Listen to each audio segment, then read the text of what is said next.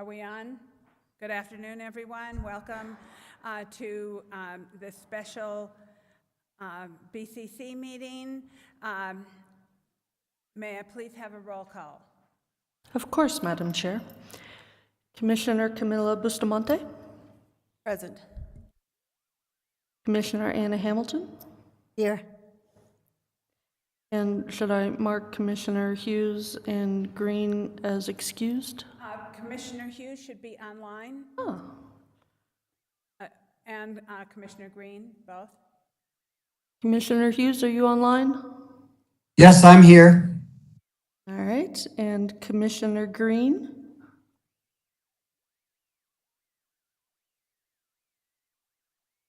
I think Commissioner Green is still muted. He probably needs to have somebody unmute him. He says I'm in, but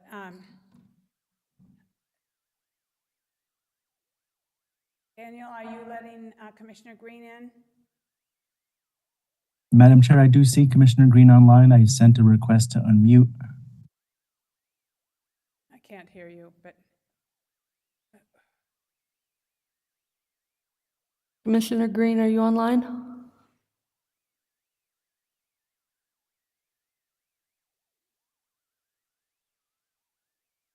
can you see him? Madam Chair, I did see him online. It looks like he may have logged off. I'm assuming to maybe rejoin to troubleshoot. Okay, well, we have a quorum, And Chair Anna Hansen? a present. You do have a quorum, Madam Chair. Thank you very much. Next is approval of the agenda. What is the pleasure of the board? Madam Chair, Yes, Commissioner Hamilton. move to approve. Second. Okay, motion by Commissioner Hamilton, second by Commissioner Bustamante. All those in favor? Aye. Aye. Aye. Thank you, Commissioner Hughes. Next, we will go on to item number 2, which is miscellaneous action item, which is request approval of amendment number 7 to collective bargaining agreement between Santa Fe County and the American Federation of State, County, and Municipal Employees, New Mexico Council 18, Local 1782 AFL-CIO. I believe that is Deputy County Manager Leandro Cordova and Human Resource and Risk Management Director Sonia Quintana. Yes, ma'am. Thank you, Madam Chair. And first, I want to just thank this body for being here today, for taking the time for this special meeting. It truly was, in our mind, a need, and we're very grateful for your time because we're excited that we're here today.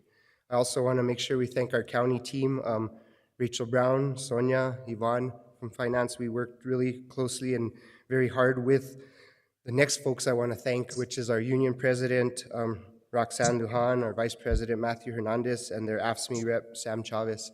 We're very grateful for the hard work and dedication they put into getting us to this point today as well.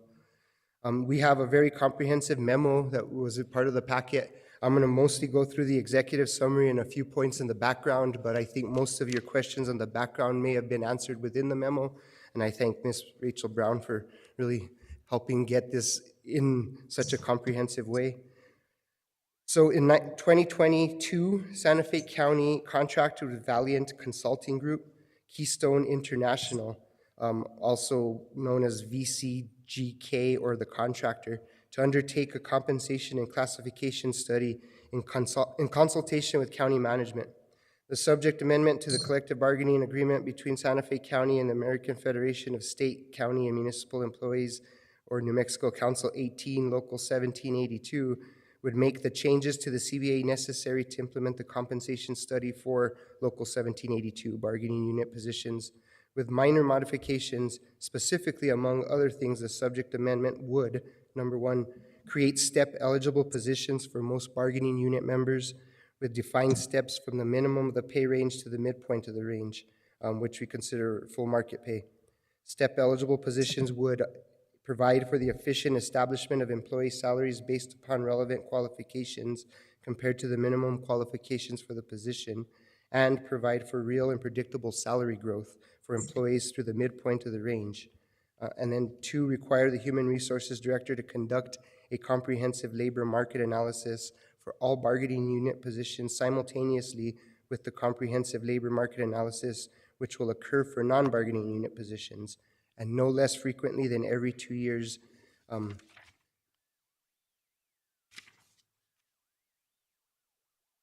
This should.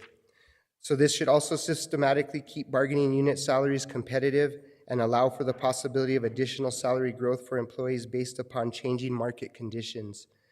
This removes the merit pay increase process, which was part of our old system. It requires the Human Resources Director to adjust pay ranges from steps for step-eligible positions within the bargaining unit in accordance with the cost of living adjustments provided by the board. COLAs are in addition to step increases. So we'll show an example of that today based on the original scale that you adopted. You'll see how COLAs affect the scale. And this is meant to prevent or minimize salary erosion due to inflation, and step increases are meant to provide real salary growth. We're also adjusting pay ranges and steps based upon COLAs. Also helps ensure that the county remains externally competitive. So the implementation of the compensation study for bargaining unit employees through adoption of this amendment would also simplify the county's existing classification and compensation system and make it consistent with industry best practices by, among other things, reducing the number of pay ranges from 69 to 13. And it will represent a substantial investment in the county's workforce and recruitment and retention efforts, since the initial increases for bargaining unit employees in step-eligible positions and the cost of filling vacant step-eligible positions at midpoint is estimated to be approximately $2.3 million. And it eliminates up to 5 vacant equipment operator positions to fully fund the amendment in order to have resources to place heavy equipment operators and heavy equipment operator leads in ranges higher than originally proposed by the classification and compensation study. This modification to the study recommendations addresses the parties' agreement that the higher salaries more accurately reflect market rates for the heavy equipment operators and the heavy equipment operator leads. And this was a great example of our collaboration and hard work together, and I really thank the union for that point. If this amendment is approved by the board, significant pay increases for most bargaining unit employees as contemplated by the amendment would go into effect tomorrow. Affected employees would be notified of the increase, the new pay range for their positions, and changes to their job descriptions. Pay ranges and steps adopted by the amendment have been increased from that proposed in the compensation study by the 1.5% COLA that goes into effect tomorrow for non-bargaining unit positions. Bargaining unit employees who are currently paid above the midpoint and utilities positions will also receive a 1.5% COLA, and that was a COLA you approved in this year's fiscal year budget. So as I mentioned, I'm not going to get into all the detail of the background. It was a comprehensive study. Ms. Quintana worked hard with the contractor and management, and we did implement for non-bargaining unit employees a few months back, and so most of the data is in there. I do want to go ahead to the point where we're remediating existing weaknesses, because I think that is a valuable point to bring up. County management also worked with the contractor to address the following weaknesses in the existing comp and class system we're asking you to replace. There was no defined salary growth for majority of bargaining unit employees. The existing merit raise system is ineffective at providing real salary growth. Job-specific performance is not clearly defined or measured, and no money is specifically allocated to merit increases. And ranges are not adjusted for the cost of living adjustments, and comprehensive and systematic market analysis were not regularly undertaken. Those are all points that we've addressed and that we're starting to already see the positive effect of. So I'm also going to move down to what this subject amendment does at the macro level. The subject resolution extends the term of the CBA by 12 months. It also authorizes application of the revised compensation and classification system to bargaining unit members by authorizing the creation of step-eligible positions for bargaining unit positions and recognizing that some positions have set salaries. It authorizes compensation increases for step-eligible position and allows for ongoing increases in accordance with the compensation and classification system up to the midpoint or full market pay. It also removes the perceived inequities of the merit system.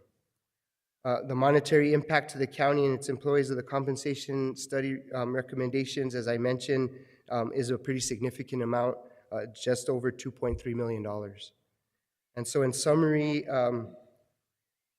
implementation of the compensation study for non-bargaining unit positions will allow the county to offer competitive salaries relative to the labor market in which the county recruits. It will reduce the number of pay ranges from 69 to 13. It will ensure consistency in salary and align with industry-leading practices. It creates it sustains external competitiveness. We maintain internal equity between similar positions. It's consistently value positions performing comparable work and requiring similar skills, and it clearly defines minimum qualifications and essential duties and aligns them to the marketplace. And it abides by the minimum wage for county employees of $15 per hour.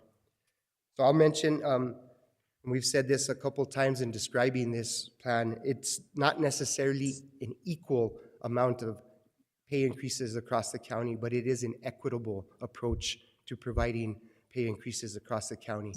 Because this was fixing an old system, there was some inequities that had been addressed and that do cover some broader or wider ranges for certain individuals. So not everybody will be getting a pay increase, that is clear, but most people will, and they are quite significant for many. And so what it does, though, if this is implemented going forward, as we do things like the cost of living adjustments, it allows the board to both create an equitable and equal going forward. So now as we do an equal movement of like a COLA of 1.5%, you'll see that that is fair across the board, at least to the point that we've now analyzed it to this day, and it shows that we can continue to move the scale in accordance to the market around us. And so this is a good example of, I think, the scale that you passed for the non-union employees back a couple months ago. It started us off, just as an example, grade 1, step 1 was $15 an hour. With a 1.5% COLA, it shifts the entire scale. So we're not just giving people a 1.5% raise, we're moving the scale. So now your starting position in a grade 1, step 1 would be $15.22. So that also is a equitable way of bringing in new people and still be competitive with the market around us. This system has so many improvements that we have not quite been able to understand, and that's why we're proposing doing this every 2 years, so that we can look at the data over that period of time and focus on any issues that may arise. We've also feel like it's a better tool to be able to work with partners like the union on any issues they might be able or be identifying, and we could then pinpoint those issues and work specifically on those things that rise up based on the new system that would be in place.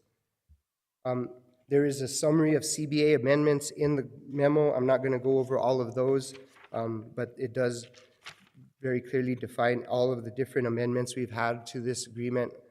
This agreement was originally a 5-year agreement. We're extending for 1 more year, and the union definitely wants to get to the table to put in place a new agreement, and we want to work with them. And I'm very grateful, appreciative of the hard work they put in to get us to this point today, and I'm very optimistic about our ability to continue to work together going forward for, the positive movement and representation of not just the union members, but all employees at Santa Fe County. We're very grateful for that. So at this time, recommended action is to approve amendment number 7 to collective bargaining agreement between Santa Fe County and AFSCME, New Mexico Council 18, Local 1782. And we stand for any questions. Thank you, Alejandro. I want to know if the union would like to make a comment or a statement. I think they do. Thank you, Madam Chair. Welcome. Good afternoon, Madam Chair, Commissioners, Manager Schaefer. I am Roxanne Lujan. I am the president of AFSCME Local 1782. And first of all, we'd like to thank you, commissioners, for holding a special BCC meeting today to discuss the collective bargaining agreement between Santa Fe County and the American Federation of State, County, Municipal Employees, New Mexico, Council 18, Local 1782, AFL-CIO, and we thank you for your time today. We'd like to express our gratitude to the members of Local 1782 for your patience and understanding during this process. We'd also like to thank the members of the negotiating team for Santa Fe County, Deputy County Manager Cordova, Deputy County Attorney Brown, Human Resources Director Quintana, and Finance Director Herrera. We are here on behalf of AFSCME Local 1782 for the blue-collar and white-collar workers here at Santa Fe County. We are pleased to announce that we have come to an agreement with Santa Fe County, and the 2022 compensation study will be implemented, and salary increases will be given to several employees that are in step-eligible positions that are part of the bargaining unit, in addition to the 1.5% COLA. This has been a long 5 years for bargaining unit employees here at Santa Fe County. We are optimistic moving forward. The county will continue to find the necessary budget to fund these class and compensation studies and update salaries to remain competitive with other local agencies, that it remains a priority in the budget hearings and the upcoming budget sessions going forward.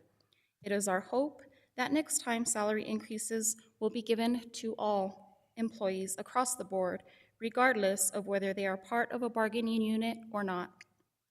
We are also pleased to announce that the negotiating team for Santa Fe County will be going to each department division to provide a presentation of the class and compensation study for the employees so that everyone will have an understanding as to how it was conducted. This will also give our members a chance to ask any questions that they may have about the studies. Members of Local 1782 will also be present at these presentations. Members of Local 1782, we have not forgotten you. We will be continuing to work for our members, and additional updates to the contract are still in our sights. We have a long road ahead of us and still lots of work that needs to be done. Thank you. Thank you very much for your Thank you. statement. Please introduce the two gentlemen you have with you. I'm Matthew Hernandez, the Vice President for Local 1782. Thank you. Madam Chair, members of the board, Sam Chavez, AFSCME Council 18. I'd like to thank 7. No, thank you very much. Thank you for being here. And, are there any comments from the board? What's the pleasure of the board? Madam Chair? Yes. Madam Chair? Yes, one moment. Let me get you on my screen. Commissioner Hughes, yes.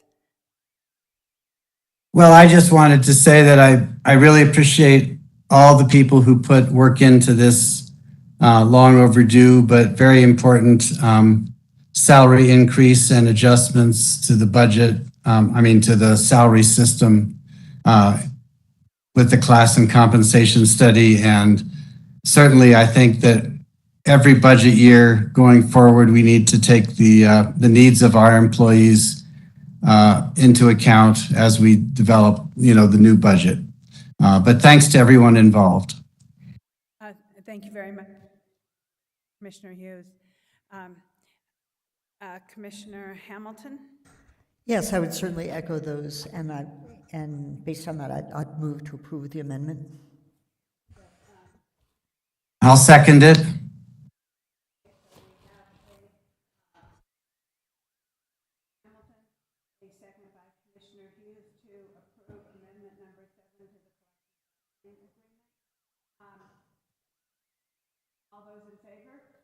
Aye.